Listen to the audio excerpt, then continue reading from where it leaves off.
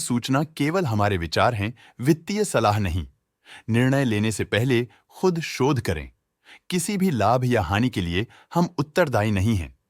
आज हम देख रहे हैं बीएफ यूटिलिटीज लिमिटेड के 2024-25 Q3 की standalone financial performance. Starting with the sales, पिछले क्वार्टर से सेल्स में -79.5% का डिक्रीज हुआ है, मगर कंपनी ने पिछले साल के मुकाबले 34.5% का सेल्स इंक्रीज रिपोर्ट किया। Expenses -62.5% quarter on quarter decrease हो गए हैं, जो साल भर के 10% के राइज के साथ अलाइन करता है। एक्सपेंसेस में डिक्रीज अच्छा है, लेकिन सेल्स में डिक्रीज निराशा की बात है। ऑपरेटिंग प्रॉफिट, जो पिछले साल के कंपैरिजन में 13.5% अप हुआ है, quarter on quarter around -255% decrease हुआ है। Operating profit margin OPM annual basis पे 36.5% से इंक्रीज हुआ है और पिछले क्वार्टर के कंपैरिजन में -74.5% से डिक्रीज हुआ है। एक्सेप्शनल आइटम्स को ऐड करके अदर इनकम पिछले क्वार्टर के कंपैरिजन में -34% गिर गई, बावजूद इसकी ईयरली ग्रोथ 69.5% हुई है।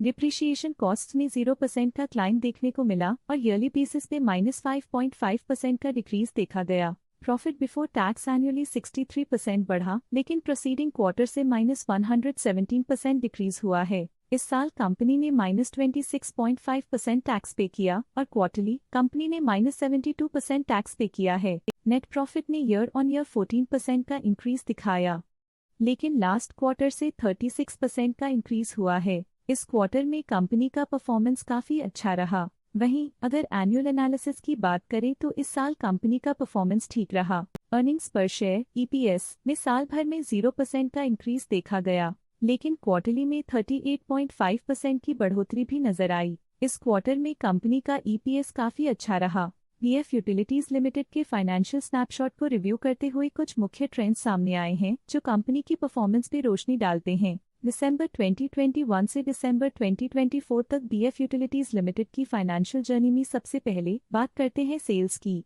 इस साल -2.5% की कमी के बावजूद पिछले 4 सालों में सेल्स में 13.5% की वृद्धि हुई है। 3 साल पहले के बढ़ती हुई सेल्स के बाद पिछले 2 सालों से सेल्स गिर रही है, जो ग्रोथ मोमेंटम बनाए रखने में चुनौतियां दिखाता है। अब बात करते हैं एक्सपेंसेस की। इस साल एक्सपेंसेस -3.5% घट गए हैं, लेकिन 4 सालों में 8.5% का इजाफा हुआ है। इस साल सेल्स और एक्सपेंसेस एक साथ बढ़ रहे हैं, जो बैलेंस्ड ऑपरेशनल अप्रोच को दर्शाता है। ऑपरेटिंग प्रॉफिट का सफर स्टेडली ऊपर चढ़ रहा है, इस साल 14.5% की बढ़ोतरी के साथ और पिछले 4 सालों में 29.5% का नोटिसेबल राइज हुआ है। पिछले साल की गिरावट के बाद इस साल ऑपरेटिंग प्रॉफिट में सुधार हुआ है, जो ऑपरेशंस में सफल पलटाव को दर्शाता है। नेट प्रॉफिट का सफर ऊपर की ओर चल पड़ा है, इस साल लगभग 83 गुना की चढ़ाई के साथ पिछले 4 सालों में लगभग 21 गुना की शानदार वृद्धि हुई है। पिछले साल की सेटबैक के बाद नेट प्रॉफिट में सुधार हुआ है, जो मार्केट ऑपरेशंस में संभव रिकवरी और अडेप्टेबिलिटी को दर्शाता है।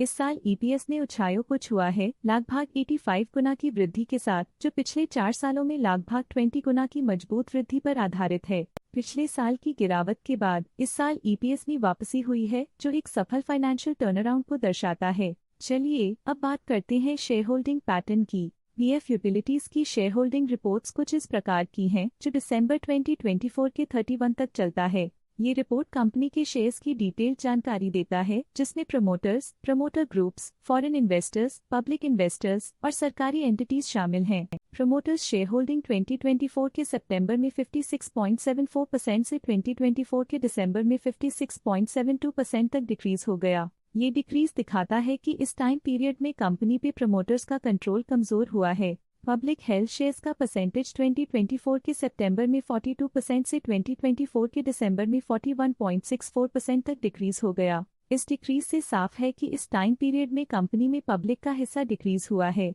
जब कंपनी के शेयर्स का मैक्सिमम हिस्सा पब्लिक के पास होता है, तब ये माना जाता है कि कंपनी कमजोर हाथों में है, जो बाजार की अस्थिरता और स्पेक्युलेटिव ट्रेडिंग को इंडिकेट करता है। डोमेस्टिक इंस्टीट्यूशनल इन्वेस्टर की शेयर होल्डिंग में थोड़ा डिक्रीज आया 2024 के सितंबर से 2024 के दिसंबर में, जो दिखाता है कि डोमेस्टिक इंस्टीट्यूशंस ने अपने स्टेक को -0.05 से डिक्रीज किया है। FII, फॉरेन इंस्टीट्यूशनल इन्वेस्टर्स ने अपना शेयर होल्डिंग सितंबर 2024 में 1.11% से दिसंबर 2024 में 1.54% तक इंक्रीज किया। ये बताता है कि फॉरेन इंस्टीट्यूशंस ने कंपनी में अपना इंटरेस्ट 0.43% तक इंक्रीज किया है। ये था कंपनी का करंट शेयर होल्डिंग पैटर्न। आज के लिए फाइनेंशियल सेक्टर में इतना ही। देखने के लिए धन्यवाद। स्टॉक लेटेस्ट न्यूज अपडेट के लिए चैनल को सब्सक्राइब करें और वीडियो को लाइक एंड शेयर करें।